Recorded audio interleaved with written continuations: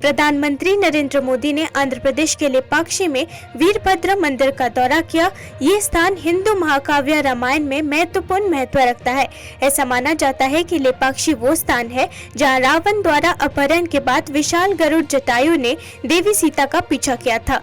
मरते हुए जटायु ने देवी सीता की कैद के बारे में भगवान श्री राम को महत्वपूर्ण जानकारी दी थी। उन्हें लेपाक्षी में भगवान राम द्वारा मोक्ष दिव्य मुक्ति प्रदान की गई थी। प्रधानमंत्री की दक्षिण की आध्यात्मिक यात्रा अयोध्या में भव्य राम मंदिर के प्राण प्रतिष्ठा समारोह से कुछ दिन पहले हो रही है।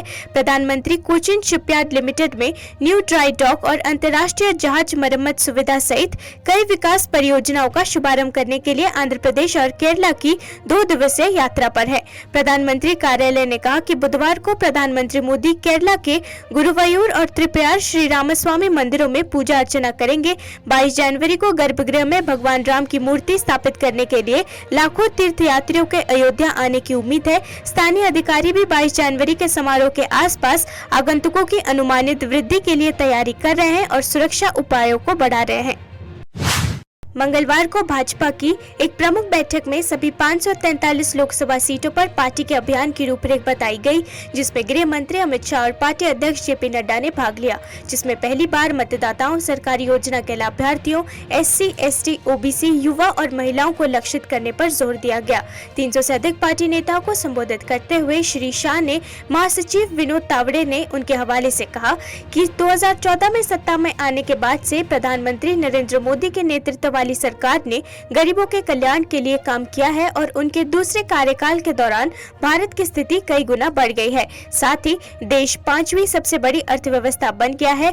पार्टी नेताओं को सरकार की कई सफलताओं के साथ मतदाताओं तक पहुंचने का आह्वान करते हुए उन्होंने कहा कि प्रधानमंत्री मोदी ने देश को आत्मनिर्भर भारत के विचार से प्रेरित किया है, जबकि सांस्कृतिक राष्ट्रवाद को भी बढ़ावा मिला है। ये टिप्पणी देश भर में उत्साह अयोध्या में राम मंदिर में प्राण प्रतिष्ठा समारोह के बीच आई है।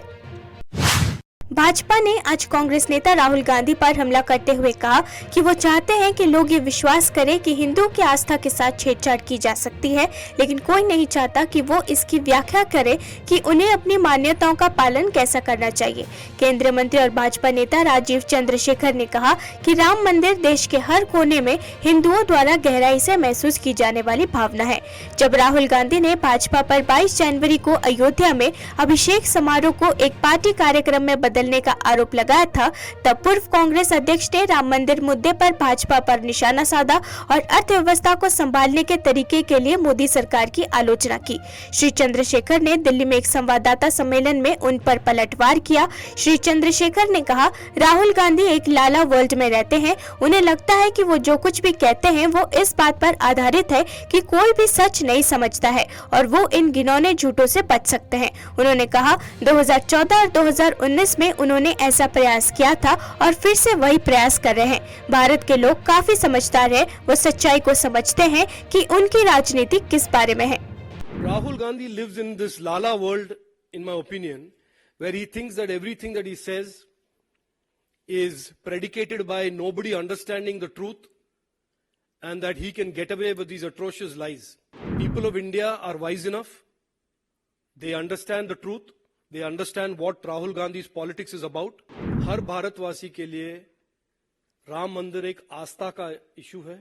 राहुल गांधी का इंटरप्रिटेशन जो भी रहे, हमारे लिए ये एक बहुत ही एक महत्वपूर्ण और बहुत ही एक डीपली फेल्ट आस्था का इशू है। इसमें राहुल गांधी का टिप्पणी जो भी हो उसमें कोई बदलाव नहीं आएगा। तो Rahul Gandhi lives in this lala world, in my opinion, where he thinks that everything that he says is predicated by nobody understanding the truth and that he can get away with these atrocious lies. He tried it in 2014, he tried it in 2019, he's trying it again today. The people of India are wise enough. They understand the truth. They understand what Rahul Gandhi's politics is about. They understand the track record of the Karnataka government and all of the Congress shenanigans in Rajasthan. And we will leave it to the people of India to decide what answer they should give to Rahul Gandhi. आनंद पांडे, देखिए राहुल गांधी जो भी सोचे, उनके गुरु Sam Pitroda ने भी कुछ ऐसे टिप्पणी किया था 5-6-7 दिन पहले। वो जो भी सोचे वो सोचे। हर भारतवासी के लिए दक्षिण में या हो उत्तर में, पश्चिम, पूरब, हर भारतवासी के लिए राम मंदिर एक आस्था का इशू है. It is a deeply felt emotional issue for crores और hundreds of crores of Indians. Rahul Gandhi का इंटरप्रिटेशन जो भी रहे, हमारे लिए ये एक बहुत ही एक महत्वपूर्ण और बहुत ही एक डीपली फेल्ट आस्था का इशू है. इसमें राहुल गांधी का टिप्पणी जो भी हो, उसमें कोई बदलाव नहीं आएगा. अगले कुछ महीनों में आम चुनाव से पहले आंध्र प्रदेश में भाई बहन की प्रतिद्वंदिता दिखाई देगी. कांग्रेस ने मंगलवार को पूर्व मुख्यमंत्री वाईएस राजशेखर रेड्डी की बेटी वाईएस शर्मिला को आंध्र प्रदेश कांग्रेस कमेटी का अध्यक्ष नियुक्त किया है. शर्मिला अपने भाई और मुख्यमंत्री वाईएस जगन मोहन रेड्डी के खिलाफ चुनावी लड़ाई लड़ेंगी, क्योंकि राज्य में एक साथ लोकसभा और विधानसभा चुनाव होंगे. जगन वाईएसआरसीपी के प्रमुख है. शर्मिला पीसीसी की प्रमुख बनने वाली वाईएस परिवार की दूसरी सदस्य है. इससे पहले राजशेखर रेड्डी ने अविभाजित आंध्र प्रदेश में एपीसीसी का नेतृत्व किया था और 2004 के चुनावों में कांग्रेस को सत्ता में पहुंचाया था. नवीनतम विकास के साथ जगन और शर्मिला राजशेखर रेड्डी की विरासत के सच्चे उत्तराधिकारी होने के दावा के लिए जमकर प्रतिस्पर्धा करेंगे. जगन ने शुरुआत में राज्य की लगभग हर योजना का नाम अपने पिता के नाम पर रखा है. हालांकि जगन और शर्मिला ने कभी भी एक दूसरे पर खुलकर हमला नहीं किया है. वाईएसआरसीपी नेताओं ने संकेत दिया है कि चुनाव प्रचार के दौरान शर्मिला के साथ बच्चों की तरह व्यवहार नहीं किया जाएगा. उन्होंने कहा है कि जो भी वाईएसआरसीपी के साथ नहीं है, उसके साथ प्रतिद्वंदी जैसा व्यवहार किया जाएगा. तेलंगाना के मुख्यमंत्री ए रेवंत रेड्डी ने स्विट्जरलैंड के दावोस में विश्व आर्थिक मंच की बैठक में #इन्वेस्ट इन तेलंगाना अभियान की शुरुआत की. उद्योग और आईटी मंत्री डॉक्टर श्रीधर बाबू और आधिकारिक प्रतिनिधि मंडल के साथ श्री रेवंत रेड्डी ने बैठक के हिस्से के रूप में कई प्रमुख कंपनियों के प्रतिनिधियों से मुलाकात की. उन्होंने हाल ही में सत्ता संभालने वाली कांग्रेस सरकार की प्राथमिकताओं के बारे में बताया और राज्य के त्वरित विकास को सुनिश्चित करने के लिए उद्योगपतियों को सरकार के साथ जुड़ने की आवश्यकता पर बल दिया. उन्होंने कहा, सरकार स्थिर विकास और लोगों के जीवन स्तर में सुधार सुनिश्चित करने के लिए प्रतिबद्ध है. यदि दोनों के बीच सीट बंटवारे की व्यवस्था नहीं बनी तो तृणमूल कांग्रेस के अपने सहयोगी दल कांग्रेस की भारत जोड़ो न्याय यात्रा में शामिल होने की संभावना नहीं है. यात्रा के 27 जनवरी तक पश्चिम बंगाल में प्रवेश करने की संभावना है. ये यात्रा 5 दिनों तक राज्य में रहेगी. कांग्रेस अध्यक्ष मल्लिकार्जुन खड़गे ने सभी भारतीय ब्लॉक पार्टियों के प्रमुखों को पत्र लिखकर यात्रा के लिए आमंत्रित किया था. द हिंदू से बात करते हुए एक वरिष्ठ तृणमूल नेता ने कहा, बिना चुनावी समझ के हम कांग्रेस के किसी भी कार्यक्रम में भाग नहीं ले सकते. 19 दिसंबर को पार्टी ने कांग्रेस को सूचित किया कि वो केवल 2 सीटें दे पाएंगी, एक ऐसा प्रस्ताव जो कांग्रेस को अरुचिकर लगता है. कांग्रेस ने 2019 का लोकसभा चुनाव वाम मोर्चा के साथ चुनावी समझौते के साथ लड़ा था और कुल वोट शेयर का 5.67% हासिल करते हुए 2 सीटें जीती थी. तृणमूल कांग्रेस का तर्क है कि कांग्रेस द्वारा जीती गई 2 सीटों को छोड़कर बाकी सीटों पर पार्टी का वोट शेयर 4% से भी कम है. वाम मोर्चा पहले ही तृणमूल के साथ गठबंधन करने से इनकार कर चुका है. गृह मंत्रालय ने कथित तौर पर विदेशी फंडिंग कानून के प्रावधानों का उल्लंघन करने के लिए अग्रणी think tank centre for policy research (CPR) का विदेशी योगदान विनिमय अधिनियम FCRI लाइसेंस को रद्द कर दिया है. इसे लगभग 1 साल बाद निलंबित कर दिया गया था. CPR का FCRI लाइसेंस पिछले साल फरवरी में 180 दिनों के लिए निलंबित कर दिया गया था और फिर निलंबन को 180 दिनों के लिए बढ़ा दिया गया था. ऊपर उद्धृत लोगों ने कहा कि FCRI लाइसेंस रद्द करने का निर्णय पिछले सप्ताह लिया गया था और संगठन को बता दिया गया है. CPR 1973 से एक अग्रणी नीति थिंक टैंक है जो भारत की 21वीं सदी की चुनौतियों पर ध्यान केंद्रित करते हुए नीति प्रासंगिक मुद्दों की एक विस्तृत श्रृंखला पर उन्नत और गहन शोध करता है. इससे पहले आयकर विभाग ने सितंबर 2022 में CPR और 2 अन्य संगठनों ऑक्सफैम इंडिया और बेंगलुरु स्थित independent and public spirited media foundation के खिलाफ एक सर्वेक्षण अभियान चलाया था. भारतीय मौसम विज्ञान विभाग ने पूर्वानुमान लगाया है कि अगले 4 दिनों तक उत्तर भारत में बहुत घना कोहरा छाए रहने की संभावना है।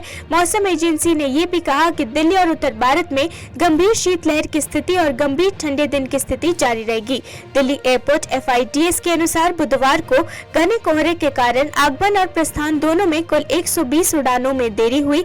दिल्ली एयरपोर्ट FIDS ने यह भी नोट किया कि 21 घरेलू आगमन, 16 घरेलू प्रस्थान, 13 अंतर्राष्ट्रीय प्रस्थान और 3 अंतर्राष्ट्रीय आगमन सहित कुल 53 उड़ानों रद्द कर दी गई और कोहरे और अन्य परिचालन कारणों से दिल्ली एयरपोर्ट से संचालित नहीं हो रही है। दिल्ली में घना कोहरा जारी रहने से ट्रेन सेवाएं प्रभावित हुई। कोहरे के कारण खराब दृश्यता के बीच कई ट्रेनों के विलंबित होने के कारण यात्रियों को नई दिल्ली रेलवे स्टेशन पर इंतजार करते देखा गया। उत्तर प्रदेश के मुख्यमंत्री योगी आदित्यनाथ ने मंगलवार को कहा कि अयोध्या की गलियां अब गोलियों की आवाज से नहीं बल्कि रामधुन से गूंजेगी और लोग कर्फ्यू के बजाय मंदिर शहर में दीपोत्सव मनाएंगे। मंगलवार को लखनऊ में टाइम्स ऑफ इंडिया द्वारा आयोजित दिव्य अयोध्या कॉन्क्लेव में बोलते हुए सीएम ने विस्तार से बताया कि मार्च 2017 में सीएम बनने के बाद उन्होंने कैसे अयोध्या का चेहरा और धारणा बदल दी। उन्होंने कहा कि सरकार न केवल भक्तों की जरूरतों को पूरा करेगी बल्कि 22 जनवरी को राम मंदिर के अभिषेक के बाद लाखों की संख्या में आने वाले पर्यटकों के लिए भी व्यवस्था करेगी।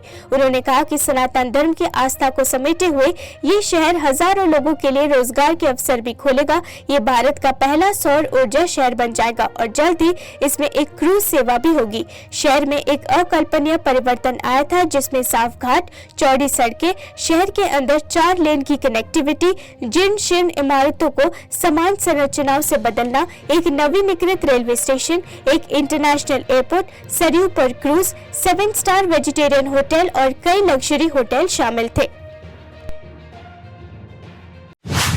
लगातार 5 सप्ताह तक बढ़ते कोविड-19 मामलों और चिंताओं के बाद भारत में अंततः 13 जनवरी को समाप्त सप्ताह के दौरान वायरल संक्रमण में 25% की गिरावट देखी गई और इस उत्साहजनक प्रवृत्ति के साथ पिछले सप्ताह मौतों में भी गिरावट आई, जिसमें 31 की तुलना में 22 मौतें दर्ज की गई। स्वास्थ्य मंत्रालय ने कहा कि रविवार तक भारत में कोविड-19 के 375 नए मामले दर्ज किए गए, जबकि सक्रिय संक्रमणों की संख्या घटकर 3075 हो गई है। हालांकि एक नए संस्करण और ठंडे मौसम की स्थिति के कारण शुरुआत में वृद्धि हुई, लेकिन अब स्थिति स्थिर होती दिख रही है। अच्छी खबर भी व्यापक है। अधिकांश प्रमुख राज्यों में रिपोर्ट किए गए संक्रमणों में गिरावट दर्ज की गई है। INSE COG के आंकड़ों के मुताबिक JN1 सब वेरिएंट ने देश भर में 1000 का आंकड़ा पार कर लिया है। कर्नाटका को 214 मामलों के साथ अग्रणी हॉटस्पॉट बताया गया है। इसके बाद आंध्र प्रदेश 189 और महाराष्ट्र में 170 है। हालांकि JN1 के बारे में चिंताएं बनी हुई है। आधिकारिक सूत्र आश्वासन देते हैं कि इसके मामलों में तेजी से वृद्धि या हॉस्पिटल में भर्ती होने और मौतों में वृद्धि का कोई सबूत नहीं है।